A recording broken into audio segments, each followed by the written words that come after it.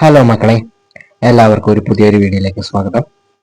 ഇപ്പൊ നിങ്ങൾ ആ കമ്പനിയിൽ കണ്ടതുപോലെ മാർച്ച് 30 എന്താണ് നിങ്ങളത് അറിയുന്നതോ അറിയാതെ പോകരുത് എന്നൊരു കമ്പനിയിൽ കണ്ടിട്ടായിരിക്കാം നിങ്ങളൊരു ക്യൂരിയോസിറ്റിയോടെ ചിലപ്പോൾ വന്നിരിക്കുന്നത് അല്ലെങ്കിൽ ഈ വീഡിയോ കാണാൻ. ഓക്കെ, എന്താണെന്ന് വ്യക്തമായി തന്നെ പറഞ്ഞുതരാം. എന്താണ് മാർച്ച് 30ന്റെ പ്രത്യേകത എന്ന് ഞാൻ തന്നെ പറയാതെ നിങ്ങൾക്ക് അറിയാലോ. നിങ്ങളുടെ പൊതുപരീക്ഷകൾ പൂർണ്ണമായും തീരുന്ന ഒരു ദിവസമാണെന്ത് മാർച്ച് 30 എന്ന് പറയുന്നത്. പത്താം ക്ലാസ്സുകാരുടെ പൊതുപരീക്ഷ, അതായത് SLC പരീക്ഷ തീരുന്നത് മാർച്ച് 30നും +1 കുട്ടികളുടെ ഹയർ സെക്കൻഡറി പരീക്ഷ മാർച്ച് 27 ഓൾറെഡി കഴിഞ്ഞു, അതായത് ഇന്ന് കഴിഞ്ഞു. +2 വിദ്യാർത്ഥികളുടെ, അതായത് ഹയർ സെക്കൻഡറി വിദ്യാർത്ഥികളുടെ മാർച്ച് പരീക്ഷ മാർച്ച് 28, പൊതുപരീക്ഷ മാർച്ച് 28 ശനിയാഴ്ചയും തീരും. അപ്പൊ അവസാനം തീരുന്ന പൊതുപരീക്ഷ എന്ന് പറയുന്നത് നിങ്ങളുടേതാണ് മാർച്ച് 30 തീയതി.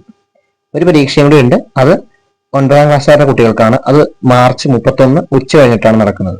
ഓക്കെ, അതോടുകൂടി എന്താ എല്ലാ പരീക്ഷകളും തീരും. വേനലവധിക്ക് വേണ്ടി, അതായത് 2 മാസത്തെ വെക്കേഷന് വേണ്ടി സ്കൂളുകൾ അടയ്ക്കുന്ന സമയമാണ്.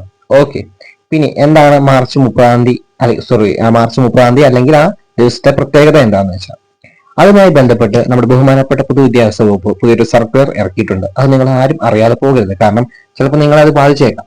നിങ്ങൾ വരുത്തുന്ന തെറ്റുകൾ നിങ്ങൾക്ക് തന്നെ ഒരു പണിയായിട്ട് വരാം. അത് അറിയാതെ പോകരുത് മക്കളെ. അതെന്താണെന്ന് പറഞ്ഞുതരാം. ഓക്കെ, അത് വേറെ ഒന്നുമല്ല, ഏകദേശം അദ്ദേഹം സർക്കുലറിൽ 4 പോയിന്റുകളാണ് പറയുന്നത്. അതുപോലെ ഒന്ന് വിശദീകരിച്ചു തരാം. അത് വേറെ ഒന്നുമല്ല കേട്ടോ.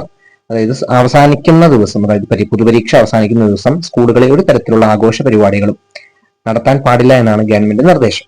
അടുത്തത്, ഇത്തരത്തിലുള്ള ആഘോഷ പരിപാടികൾ നടത്തുന്നില്ല എന്ന് അതാത് സ്കൂളുകളിലെ അധ്യാപകർ കൃത്യമായി തന്നെ നോക്കേണ്ടതാണ്. അത് അധ്യാപകരില്ലെങ്കിൽ അവിടുത്തെ പ്രഥമ അധ്യാപകൻ, അതായത് നിങ്ങളുടെ HM ആയിരിക്കും അത് നോക്കുന്നത്. ഓക്കെ, സംശയമില്ലാന്ന് വിചാരിക്കുന്നു. പിന്നീട് നിങ്ങളെ ഈ ആഘോഷങ്ങളിൽ നിന്നും ഒഴിവാക്കാനും കൂടാതെ സുരക്ഷിതമായി വീടുകളിലേക്ക് തിരിച്ച് കൊണ്ടുപോകാനും, അവസാന ദിവസമാണ്, പലതരത്തിലുള്ള പ്രശ്നങ്ങളും മുൻവർഷം റിപ്പോർട്ട് ചെയ്തിട്ടുണ്ട്. അതുകൊണ്ട് തന്നെ എന്താ, നിങ്ങൾ സ്കൂളിൽ നിന്ന് കൂട്ടിക്കൊണ്ടുപോകാൻ പരമാവധി രക്ഷിതാക്കളുടെ സഹകരണം തേടണം എന്നാണ് ഗവൺമെന്റ് പറഞ്ഞിരിക്കുന്നത്. അടുത്തത്, ഇനി എന്തെങ്കിലും തരത്തിലുള്ള പ്രശ്നങ്ങൾ നേരിട്ടുകയാണെങ്കിൽ അത് ഒഴിവാക്കുന്നതിന് വേണ്ടി ബഹുമാനപ്പെട്ട പോലീസ് മറ്റ് വകുപ്പുകളുടെ സഹായം തേടാമെന്നും പറഞ്ഞിട്ടുണ്ട്. ചിലപ്പോൾ നിങ്ങൾ സ്കൂൾ അടയ്ക്കുന്ന ദിവസങ്ങളിൽ പല സ്കൂളുകളുടെയും ഫ്രണ്ടിൽ പോലീസ് വാഹനങ്ങളും മറ്റും കാണുന്നത്. അത് കണ്ട് നിങ്ങൾ പേടിക്കേണ്ട, ഇതൊക്കെ ഈ സർക്കുലറിന്റെ ഭാഗമായിട്ട് തന്നെയാണ്. അപ്പോൾ എന്താണ്, ഒരു തരത്തിലുള്ള പ്രശ്നങ്ങളും ഉണ്ടാകാതിരിക്കാൻ വേണ്ടിയാണ് നമ്മുടെ ബഹുമാനപ്പെട്ട പൊതുവിദ്യാഭ്യാസ വകുപ്പ് ഇങ്ങനത്തെ മുൻകരുതലുകൾ നടക്കുന്നത്. നേരത്തെ മുൻ വർഷങ്ങളിലൊക്കെ പലപ്പോഴും ഇങ്ങനത്തെ പല സ്കൂളുകളിലും, കേരളത്തിലെ പല സ്കൂളുകളിലും ഇങ്ങനെ പ്രശ്നങ്ങൾ ഉണ്ടായിട്ടുണ്ട്. അത് ഒഴിവാക്കാൻ വേണ്ടിയാണ് നമ്മുടെ വിദ്യാഭ്യാസ വകുപ്പ് ഇങ്ങനെ ചെയ്യുന്നത്. സോ എല്ലാ കുട്ടികളും അതിനോട് സഹകരിക്കണം.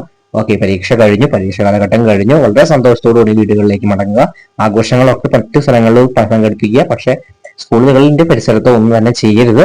അത് നിയമവിരുദ്ധമാണെന്ന് പ്രത്യേകം മനസ്സിലാക്കുക. ഓക്കെ, അത് ടീച്ചേഴ്സൊന്നും സ്കൂളുകളിൽ അനുവദിക്കില്ല. പരമാവധി നമ്മുടെ പൊതുവിദ്യാഭ്യാസ വകുപ്പിന്റെ സർക്കുലറോട് എന്താ പറയാ, സഹകരിക്കുക. കൃത്യമായി പരീക്ഷ എഴുതുക. നല്ല മാർക്കോടുകൂടി പാസ്സാവാൻ എല്ലാവരെയും എന്താ പറയാ നമ്മൾ പ്രാർത്ഥിക്കുകയാണ്. Okay, all the best. Thank you. അപ്പോൾ ഇനി പുതിയൊരു വീഡിയോ ആയിട്ട് നമ്മൾ വരാം. അപ്പോൾ ഇതുപോലുള്ള ഇൻഫോർമേറ്റീവ് വീഡിയോസ് നിങ്ങൾക്ക് പെട്ടെന്ന് ലഭിക്കാൻ വേണ്ടി നമ്മൾ ഈ ചാനൽ സബ്സ്ക്രൈബ് ചെയ്യുക. നിങ്ങളുടെ ഫ്രണ്ട്സിലേക്കൊക്കെ മാക്സിമം ഈ വിവരങ്ങൾ യൂസ്ഫുൾ ആവുന്നുണ്ടെങ്കിൽ ഷെയർ ചെയ്യാം കേട്ടോ. Thank you.